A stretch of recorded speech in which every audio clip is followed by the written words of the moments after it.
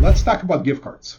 I had a situation that happened last week that had me puzzled till this day. One of my friends is on the HOA board of his community, and as a thank you for the maintenance people, they decided to get them gift cards for the great job they've been doing. He went to Target, he got I think 4 or 5 gift cards, pass them out next week. And one of those maintenance guys came up to him a day later and say, "Sir, I am sorry, I tried to use the gift card, but it did not work." When he got the gift card, he went online to check the balance. The balance was 0, and he was puzzled. He didn't know what happened. He called Target, and Target said, "Yeah, unfortunately, we've been seeing a lot of that.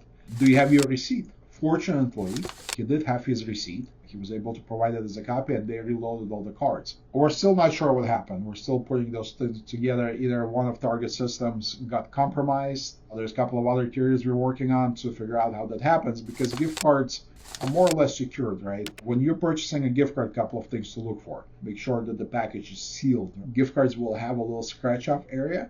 You want to make sure that hasn't been scratched off, because one of the scams that people were doing is they would go into the store, scratch off that secret code, so now they have it, they would save it, and they would have a special program that would check the balance every couple of minutes or so.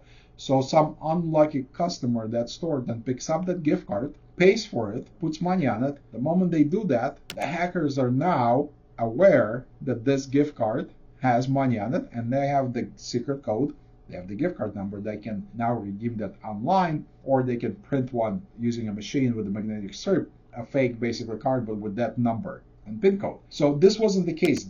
He made sure that scratch off area was not scratched off and everything was good, but yet somehow the hackers or the scammers were still able to get those cards. So a couple of key points when buying gift cards: make sure the packaging looks authentic, original. It doesn't have it's not glued together like where you can see it's like been homemade put together. Make sure that the scratch off area where it contains your PIN code is not scratched off, or it doesn't look like it's been scratched off before and then kind of glued afterwards. And most importantly, save the receipt. This is what saved him in this situation, is he was able to save the receipt, and the company, in this case Target, was able to reload those cards based on that receipt. When you're purchasing a gift card for somebody, there's also an option to print a gift receipt.